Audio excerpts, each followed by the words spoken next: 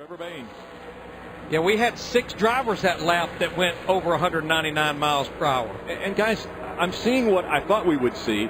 The driver that has the fastest speed is not the one that's running consistently in the pack. He's the one who gets a little bit of a run and slingshots by these guys. Pardon the expression, but it's what we call the suck. Yep. You're getting the suck from the cars in front of you, and it's sucking you up and increasing your speed.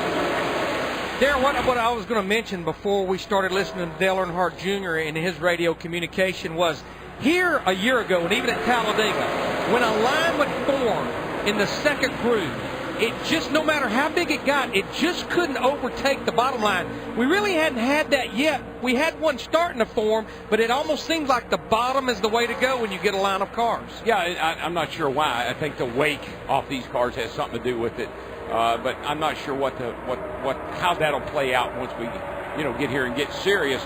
I just see these guys right now really minding their manners. Nobody's doing any erratic, crazy moves. What? No, they are. 2 and 3 wide at Daytona, and we're testing, and you're saying they're minding their manners. But they're not pushing each other. They're not running into each other. They're not trying to shove somebody past somebody. They're just kind of ebbing and flowing right now. I tell you what else I noticed. One of the storylines from yesterday, we talked about it on Race Hub last night, was the fact, other than Marcus Ambrose and Eric Almirola, the Ford camp seemed to be searching for speed yesterday in single car runs. Right now, we have 8 Fords in the top 12. The drafts tends to be the equalizer. Well, we saw that down here last year, Larry. The Fords didn't qualify. Well, they qualified well and raced pretty well, too. So we know they got the steam. They just really look like they got a good car when it comes to race trail. I would guess that Kyle Busch is going to have a little faster lap this time, as he was able to scoot out and have a big run here. Let's go back to the garage and Bob.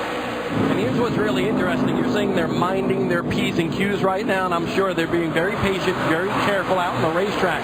But listening to some of the radio communication of these teams and the drivers and the spotters, the drivers are saying that they're having a hard time pulling up right to the back bumper of the cars in front of them, and that they feel like just about a car length or a half a car length away from the car in front of them is actually a little bit quicker. So they're learning during this early draft session here at Daytona testing. Yeah, it's not by coincidence that gap stays about the same car to car to car.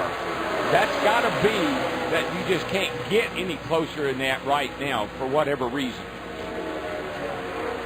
Yeah, actually just watching Mark Truex Jr. in that 56 car that's out front, he almost keeps searching which line does he want to get in front, the bottom line or the outside line. McMurray had his hands full coming out of turn number 4 there. Fishtailed coming out of 4. Looks like he's checking off and dropping to the back. Take another look. Well, I think this is what the guys are all trying to see when Jeff Gordon, you see right there, I mean, that car just about was out of here. I think that's what Jeff Gordon and some of them are watching. How is this car going to handle around other cars with such a small rear blade on it? Yeah, you see he was down under the 18. The car starts up the hill. He puts a little extra wheel in it, and when he does, the back snaps around. Darrell, I'm quite amazed he was able to drive out of that. I mean, that car was sideways. What do we always say about him? He's a wheel man. Yes, he is. Take one more look at Biffle's wild ride here.